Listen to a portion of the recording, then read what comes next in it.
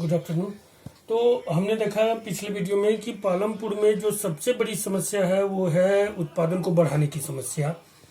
Land is fixed, so there must be find some alternative ways to increase the production and productivity in agriculture. Land is fixed, and the one method which is adopted by farmers of Palampur, that is multiple cropping. But multiple cropping only is not enough to increase the production and productivity as they demanded. But in 1965, there were a seed came which is known as HYV seeds, high yielding variety seeds, which is invented by St. Norman Borlaug, for which they got Nobel Prize for Peace. And due to this seed, the production and productivity in agriculture crop were get increased dramatically. So it is called revolution. It is also known as modern agriculture technique or green revolution. But HYV seeds alone not enough to increase the production and productivity of agriculture crops, but it also get assistance of other factors also, like fertilizers, pesticides, irrigation, electricity, machinery. Therefore, HYV seeds can able to produce more and more.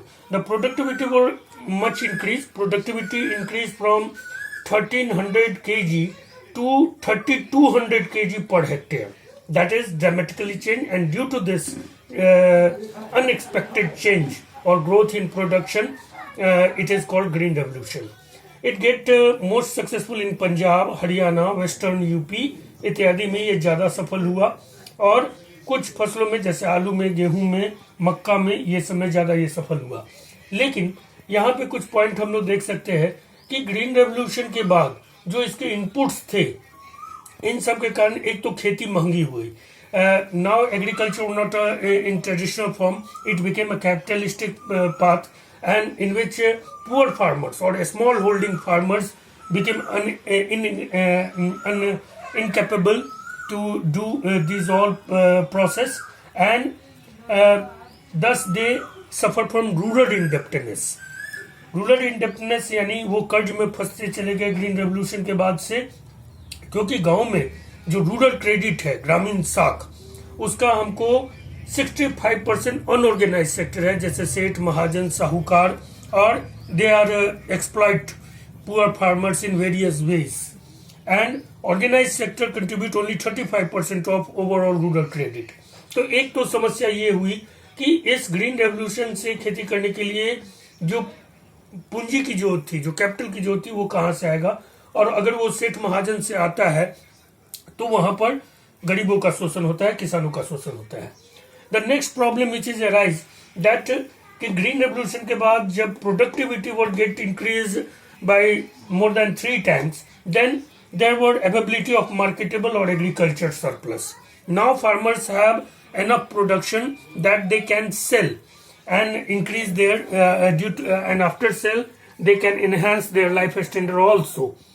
But marketable और agriculture surplus को कैसे supply में लाया जाए, उसके storage of this marketable surplus कैसे हो, ये बहुत बड़ी समस्या थी, क्योंकि पालमपुर में there were totally lack of store warehouses, supply chain, transportation connectivity of agriculture crops, agro processing units. There were lack of agro processing units, agro based industries, supply chain, transportation, warehouses, and due to this marketable surplus also become a problem in Palampur.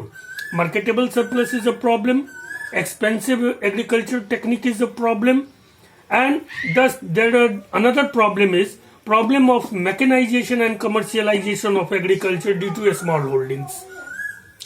Palampur में जैसा कि हमने कहा था कि 240 families ऐसे हैं, 240 family ऐसे हैं जिनके पास 2 हेक्टेयर से कम जमीन है.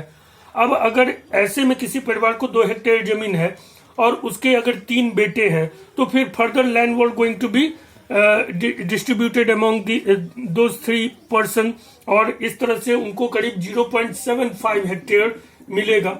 इतने छोटे जोत में जो मैकेनाइजेशन है एग्रीकल्चर का, ट्रैक्टर, थ्रेसर, ये सब का चल पाना और ऑपरेट हो पाना बहुत मुश्किल है।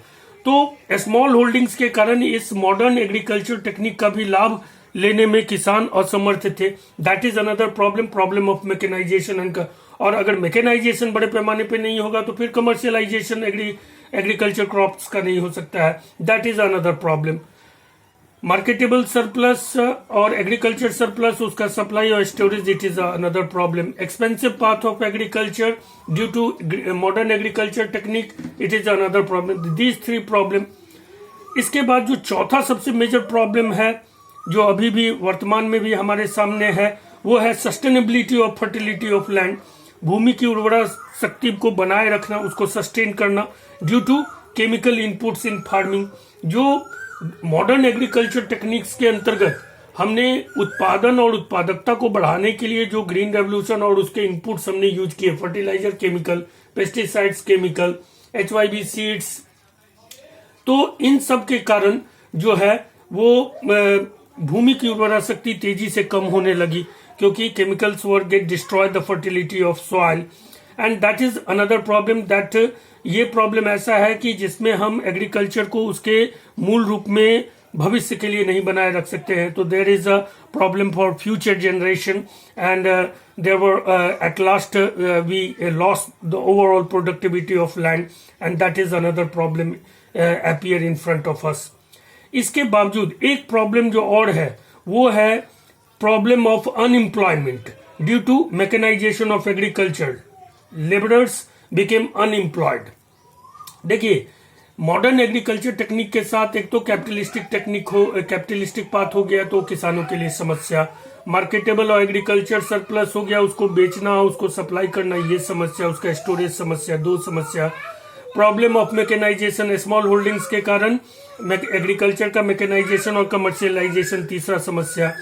फर्टिलिटी को सस्टेन करना, सॉइल को केमिकल फार्मिंग और इनपुट्स के कारण, ये चौथी समस्या। और 5वीं समस्या जो सबसे गंभीर समस्या उत्पन्न हुई वो हुई कि problem of unemployment due to mechanisation. Agriculture में जैसे ही मॉडर्न एग्रीकल्चर टेक्निक को हमने अपनाया, ग्रीन रेवोल्यूशन को अपनाया, और उसके बाद जैसे ही हमने इसमें ट्रैक्टर, थ्रेसर, पंपिंग सेट इत्यादि मशीनरी का ज्यादा से ज्यादा उपयोग करना शुरू किया, जो लैंडलेस लेबर थे, जो भूमिहीन श्रमिक थे, उनके लिए बेरोजगारी का सामना उनको करना पड़ा। बेरोजगारी तेजी से बढ़ी गांव में, and they have to be migrated from rural area to urban areas. That is also they have to bear social cost and lot of economic cost also. तो migration is the prime root cause of that modern agriculture technique from rural area. आज जो हम देख रहे हैं कि corona काल में दिल्ली, बंबई, महाराष्ट्र, कोटा से जो हजारों लाखों मजदूर बिहार और उत्तर प्रदेश पैदल चलने को मजबूर है, उसके पीछे कहीं ना कहीं यही कारण है कि they all get employment in agriculture field in their rural areas before green revolution. But after green revolution or modern agriculture technique, gradually they get unemployed, because as the machinery introduced in agriculture process, they get unemployed gradually, and they have to be migrated from rural area to urban area for gainful employment and for survival. So that is another problem. इसीलिए आज मोदी कह रहे हैं कि गांवों को स्वावलंबी होना पड़ेगा किसी भी हालत में। अगर ये ऐसे हालात रहते हैं तो everyone have to be develop their own skill in farm activities और non farm activities for their better employment at their own land and in their own rural areas.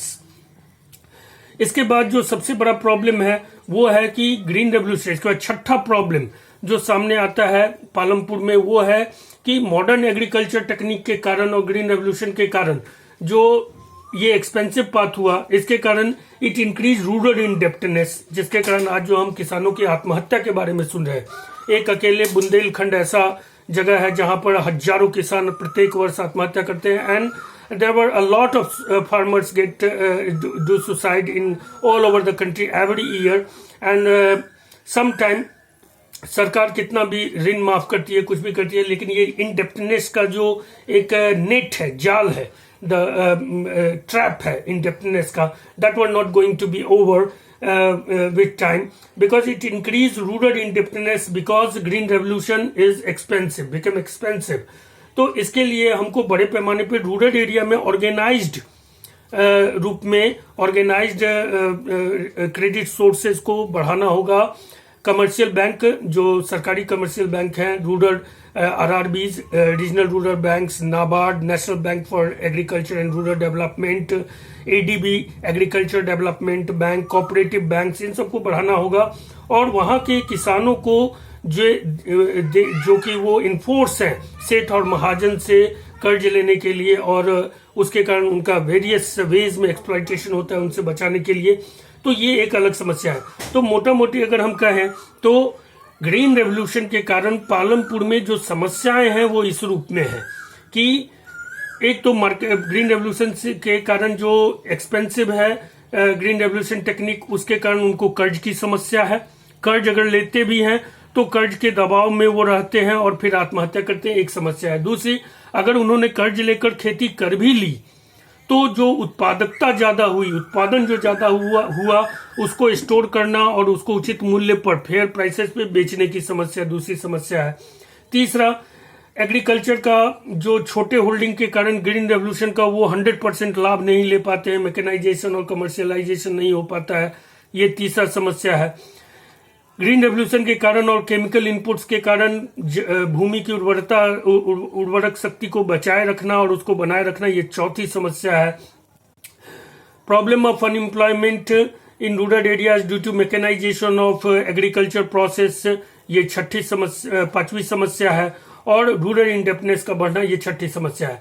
तो इन सब समस्याएं पालमपुर में हैं और इन समस्याओं के बीच पालमपुर में खेती का कार्य होता है.